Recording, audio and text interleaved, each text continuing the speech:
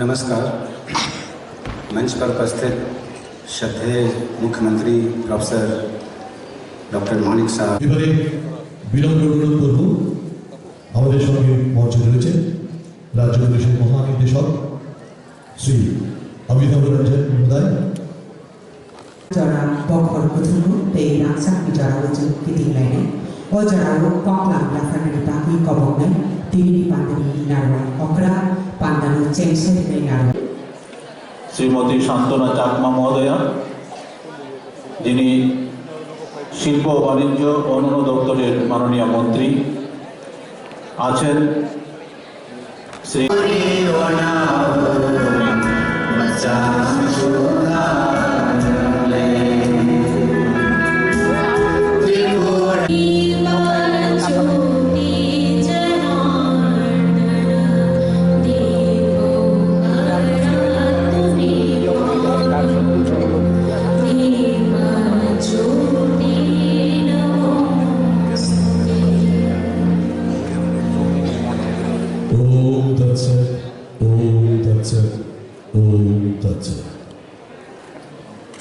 সবার মঙ্গল হোক।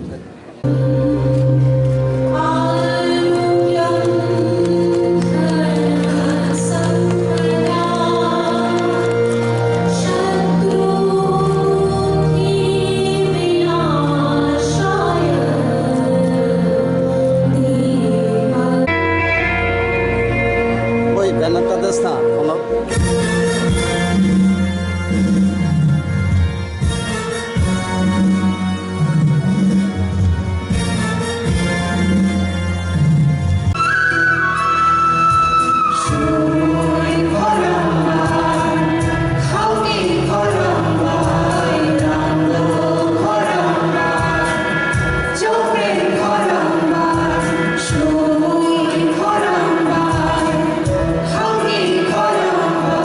একুট তখন কন্ডিশন, সেই কন্ডিশনে আমাদের গার্জিয়ানরা আমাদের উপর সাংঘাতিক বারবার আসতো, আমাদের প্রেশার দিচ্ছিল যে আমাদের ছেলে মেয়েদের ওখান থেকে আনার ব্যবস্থা করুন। আমি ইউনিয়ন মিনিস্টার এভিয়েশনে ওনার সাথে আমি কথা বললাম, রাত্রে 12টার সময় উনি ফ্লাইটের ব্যবস্থা করলেন। সেই ফ্লাইটে করে এবং পরের দিনের ফ্লাইটে করে প্রায় 250 স্টুডেন্ট, তাদের সবাইকে মানে এই আপনার মণিপুর থেকে আমরা আগরতলা আমরা নিয়ে এসেছি এবং সমস্ত খরচ আমরা ত্রিপুরা সরকার কিন্তু বহন করেছি। এই যে একটা সুবিধা, এই যে ডাবল ইঞ্জিনের সরকার, আমরা সেই দিন কিন্তু আমরা সেটা মানে উপলব্ধি করতে পেরেছি। আমরা এখানে এই অল্প সময়ের মধ্যে আপনারা দেখেছেন অনেকে চেষ্টা করে এখানে একটা অস্থিরতা তৈরি করার। এখানে আমাদের ডিজিপি সাহেব বলেছেন বিষয়টা যে গন্ডা তৈসার মধ্যে অনেকে চেষ্টা করেছে একটা দাঙ্গা লাগাবার, উইদিন 3 days সেটাকে কিন্তু আমরা অ্যাড্রেস করেছি। সেখান থেকে আমরা কিন্তু শান্তি প্রতিষ্ঠিত করতে পেরেছি। এর আগেও আমরা ধর্মনগরের কাছে যেটা নর্থ ডিস্ট্রিক্টে, সেখানেও একটা দাঙ্গা ব্যবস্থা করেছিল, সেখানেও আমরা উইদিন 3 days আমরা সেই শান্তি প্রতিষ্ঠিত করতে পেরেছি। রানীর বাজারেও একটা ঘটনা হয়েছে। বিভিন্ন জায়গায় আমরা এখানে চেষ্টা করে মানুষ, কিছু লোক আছে যারা কুচক্রিত যা থাকেই সব জায়গায়, ওরা চেষ্টা করেছে এগুলো সমস্যা প্রবলেম সৃষ্টি করার, কিন্তু আমরা সেগুলো কিন্তু অ্যাড্রেস করে আমরা শান্তি প্রতিষ্ঠিত করেছি। শান্তি না থাকলে কোনো অবস্থায় কোনো জায়গায় উন্নয়ন হবে না। আমরা ট্যুরিজম নিয়ে এত কথা বলি, এখানে ট্যুরিজম মিনিস্টার আছেন।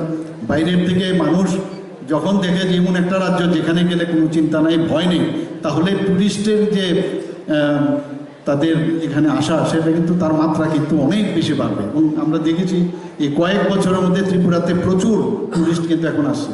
আমাদের রিলিজিয়াস ট্যুরিজম স্পট আছে এখানে, আমাদের এখানে ন্যাচারাল ট্যুরিজমের স্পট আছে এখানে, বিভিন্ন যেসব আমাদের যে পুরাতন রাজবাড়ি ইত্যাদি যেগুলো আছে আমাদের, তো সেইগুলোর জন্য মানুষ এখন জানতে পারছে এবং আমরাও চেষ্টা করছি সারা পৃথিবীকে জানানো।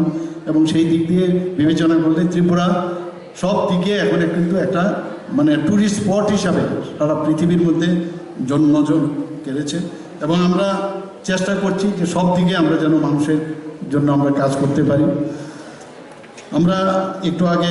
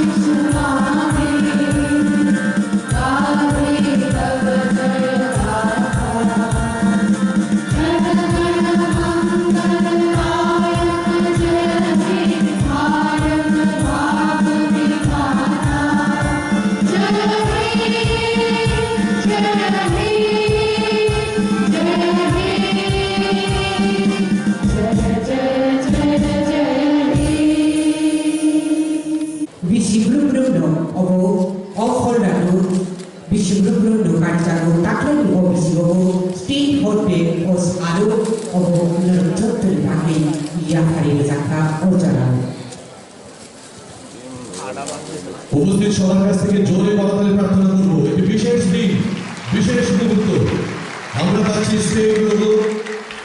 স্টেটহুড ডে, আমরা পাচ্ছি স্টেটহুড ডে অফ ত্রিপুরা, এই ফোল্ডারটি। A unique identity for itself, Tripura has a glorious royal tradition as well. The journey towards modernization of Tripura, initiated during the royal time, had touched its peak during the reign of Maharaja Bir Bikram Kishore Manikya Bahadur. When the country was at the threshold of getting independence, he realized for the benefit of his subjects that it would be better to join the Indian Union.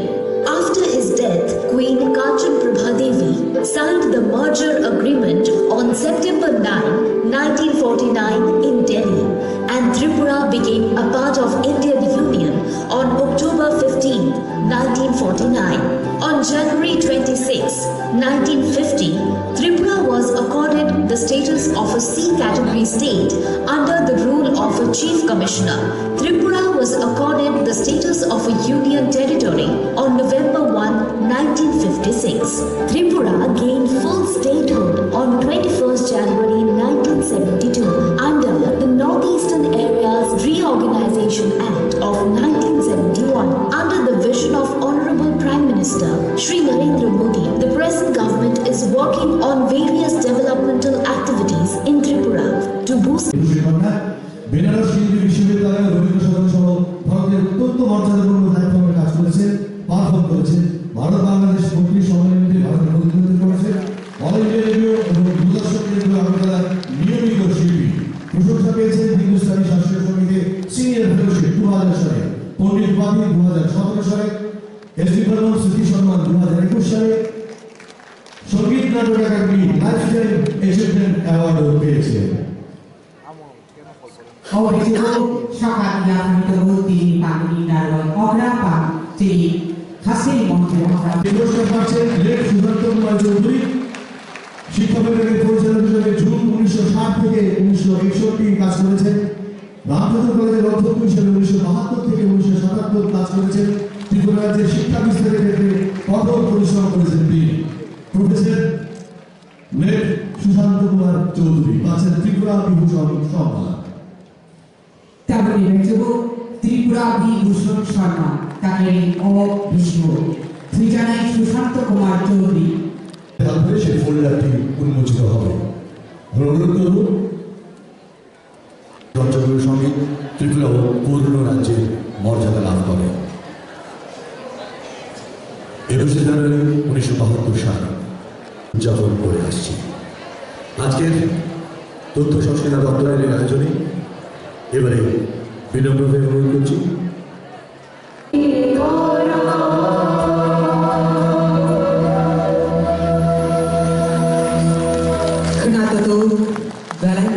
পর 15 October 1949 সালে ত্রিপুরা আনুষ্ঠানিকভাবে ভারতের অন্তর্ভুক্ত হয় ও কেন্দ্রশাসিত অঞ্চলে পরিণত হয়।